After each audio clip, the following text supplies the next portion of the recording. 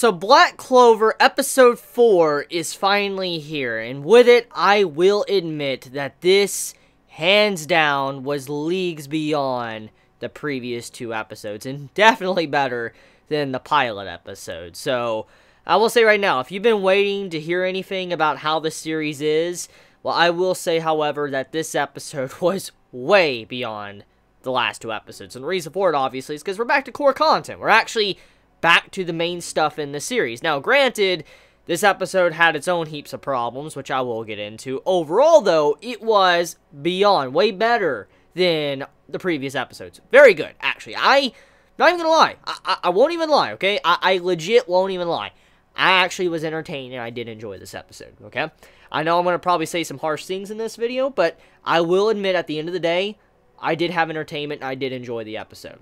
So anyways, with that being said, I just want to state something if you're unaware. It came to my attention last week thanks to a couple of friends on Twitter letting me know, and also you guys in the comments as well. Apparently, this is Chapter 2. No joke. Like, the previous 2 episodes, okay? Episode 2 and 3? That was filler and still adapting Chapter 1, pieces of Chapter 1. So, it makes a lot of sense now why the pacing of the previous 2 episodes was absolute trash. Studio Clown thought it was a good idea to try to still continue to stretch out 1 chapter for 3 episodes. That's honestly even worse than Toei, because Toei likes to adapt like half a chapter to a chapter, when you have it where Studio Clown tried to adapt an entire chapter in 3 episodes. That's ridiculous. That's legit ridiculous. So, I'll just take a moment to process that for a second. It took 3 episodes to get to Chapter 2. Chapter 2! Now, like I said, this isn't a fault with Black Clover in general. It's not fault with the manga. I'm talking about the studio that's handling the series. It's taken 3 episodes just to get to Chapter 2 of the series. That's a problem. That's a legit problem. That literally is a problem. Anyways, though, Chapter 2 was animated with this episode. Now, I don't know if we got into Chapter 3, or if this was just, Chapter 2 animated. Regardless, the content of the episode was very entertaining. Even if there was a lot of cliches in it, which I'll get into, it was still a very good episode. At least in terms of just content-wise. There was a lot to just think about and enjoy and appreciate while watching the episode. So anyways, let's get right into it. So, this episode obviously does have its own problems, and I want to get the negatives out of the way before I get into the positives, obviously. The problems with this episode, which is very subjective, and it's just my personal thoughts on it, really doesn't mean that the episode is bad, or this will hold the same weight to many of you out there, but my only personal problems I have with this episode was the cliches. Now, don't get me wrong, I was fully aware that Black Clover had cliches. I think I've made this very clear since I first started reviewing the anime. My first impressions for the series, I basically stated I knew it was a cliche series. I knew it took a lot from other shonen and used the stereotypical, shonen tropes and cliches. And in reality, this doesn't automatically make a series bad. Just because it's cliche doesn't mean it's bad. I want to reinforce that fact, okay? Before I go any further and talk about the cliches, I want to make sure I get that out there. Just because I say something is cliche does not automatically mean that I think it's bad, does not automatically mean that the series is trash. I'm just saying it's cliche and it's using things from other series. And as I've always said, and it sucks I have to say this, but I gotta make sure I reinforce the fact, it doesn't come down to the cliches or the picture frame. It comes down to what's inside, the picture in it. And so what I'm saying is that the execution is what matters when it comes to these cliches. Now, the episode, obviously, a lot of cliches. You could pull a lot of different things from shonen. For instance, the entire exam bit you can pull from Naruto, the Chunin exam, or the Hunter exam from Hunter x Hunter. You could pull the entire figures, all these big knights and figures, magic knight figures with their own leader roles from, like, Naruto with, the different ninjas and stuff that had the possibility of being the next Hokage. When you look at stuff like this, it's obvious that this episode had a lot of shonen cliches. And, like I said, that doesn't automatically mean it's bad. It just, there's a lot of things in this episode that is stuff we have already seen before. It's been done before many times, not just from Naruto, but from other shonen. Bleach, Naruto, Boku no Hero Academia, Hunter x Hunter, even One Piece has its own set of cliches as well. Stuff that we see in this episode is stuff that we have seen probably a lot. If you've read a lot of shonen or watched a lot of shonen anime, then most likely you're going to notice a lot of similarities with this episode. Now, that could be either a good thing or a bad thing, depending on how cliches really mean to you, what the message is here. And basically, that's what's really going to determine if you like this episode. If you can put up with cliches, or if cliches just straight up turn you off so much to where you just cannot watch anymore.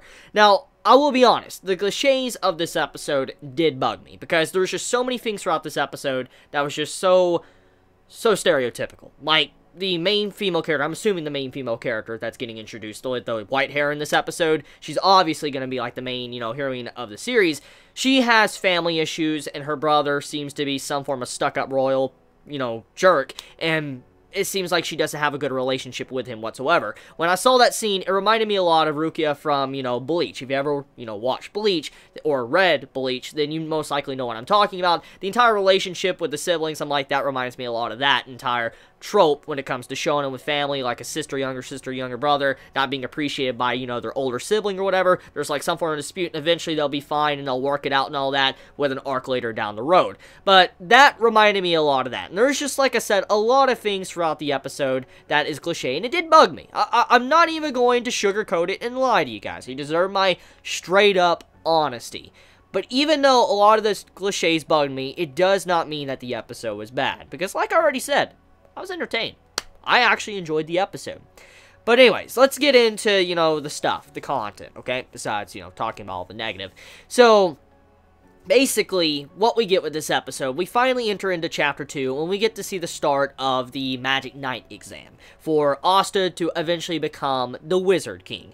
Now, regardless of how you feel about that or not, basically, this is set up, and I don't know how long this arc is going to be. I want to assume, judging by since this is the start of a manga, and this is, like, Chapter 2 of a manga, I'm going to assume most likely it's going to last until around, like, maybe Chapter 6 or 10 from the manga. That's how far I would assume this arc is going to last. Now, it's actually kind of strange for a shonen to dive right into an arc soon as it starts, because normally a shonen like to take a couple of episodes to build up some things and then dive into an arc. So I have to say that's pretty impressive to see already an arc being dived straight headfirst into, which does make sense, because when you look at Black Clover in general, it is a type of series where you can see that the writer tried to fit so many cliches and different tropes from shonen into one series just to make something stick where someone would actually read the series and enjoy it and would last in Shonen Jump. So that probably is the reason why we got into an exam arc so early, because normally when you think of exams, it takes at least another, like, 15 chapters, 20 chapters until we get into something like that, unless you're Hunter x Hunter.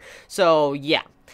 Anyways, we have it to where the exam is being set up, and everybody basically is having to test their magic to see if they're worthy to being a Magic Knight, or being a part of the Magic Knights to train up and eventually become the Wizard King. In this case, we already know Asta. Asta as a character, he is someone that is not good with magic. The only thing we've seen him be able to do is actually summon a sword from his, grimoire, and be able to use it, and he has, like, brute strength to be able to sling it around.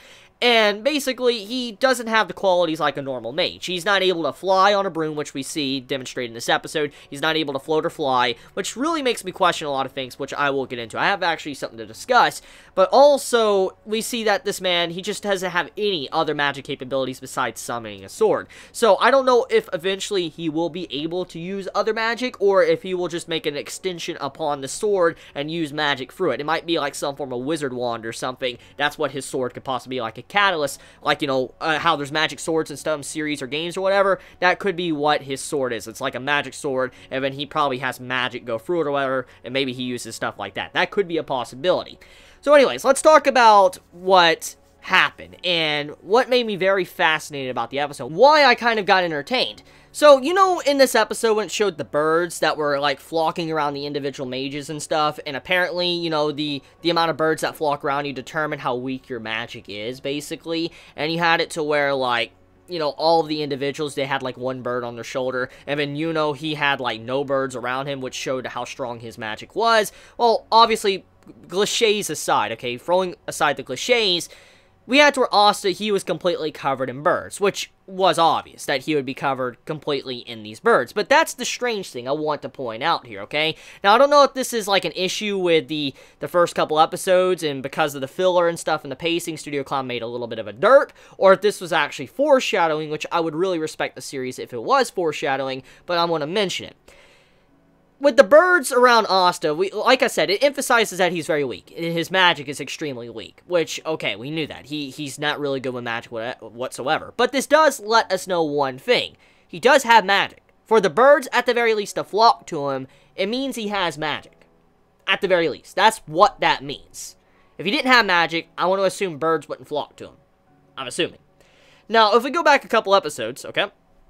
We have it to where, I think episode 2, maybe 3, I don't know, or even 1, we had to where there was a bird in the forest when Yuno was training. When he was using the sword and all that, basically, we have it to where, when Yuno's training, there was this bird that was sitting in a tree next to him. Now, when you look at the scene, obviously it looks like a scene meant for comedy, just to get a good laugh from. And it might be a filler scene, just to extend out the runtime of the episode. But you see a very similar bird to the birds that were in this episode. And so it makes me assume that the reason why this bird was there, but actually not even around, like it wasn't next to, you know, Asta, I'm going to assume that Asta had a lot of strength in that moment. Or there was a hint at maybe he did have a high magical level right then and there, but it, for some reason, drops sometimes. I don't know. Because there was just one bird there, and it wasn't right next to him, like, on top of him, like it was in this episode. So, it makes me assume that either it's an issue, like a plot hole with whatever Studio Clown did,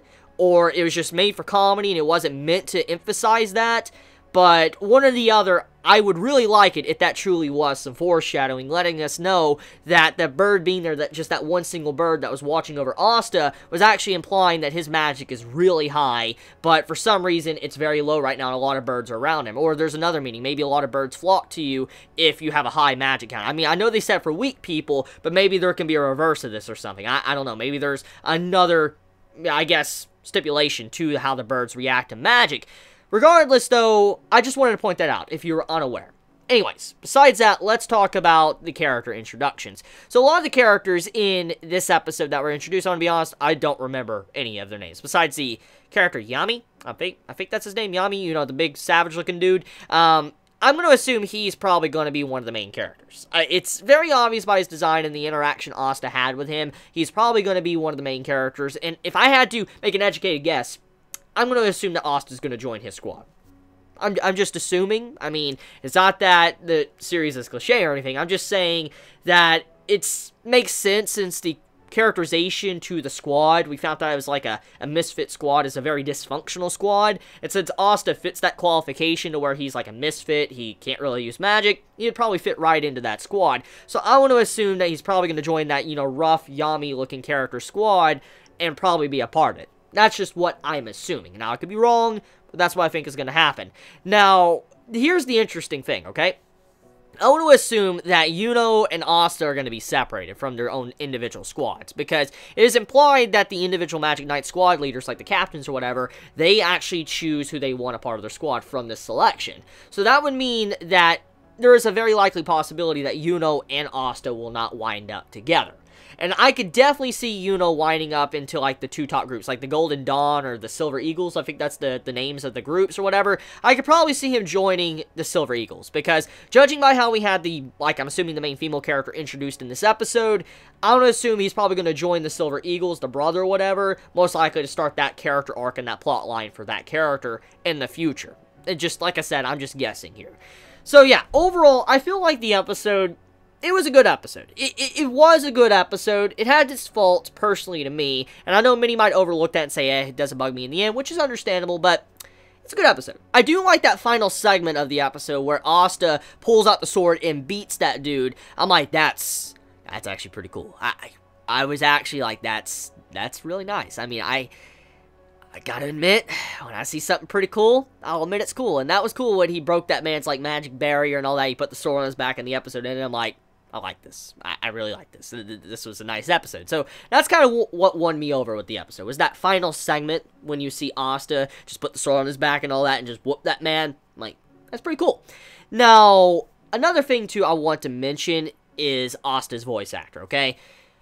It seems like Asta's voice actor either A, is growing on me to where I'm not really caring too much about the voice acting, or B, the voice actor has toned it down a bit. Also, speaking of which, the voice actor seemed to be very self-aware. Actually, I think he broke the fourth wall in this episode. Like, all I've been doing is yelling, and I'm like, did Asta just break the fourth wall?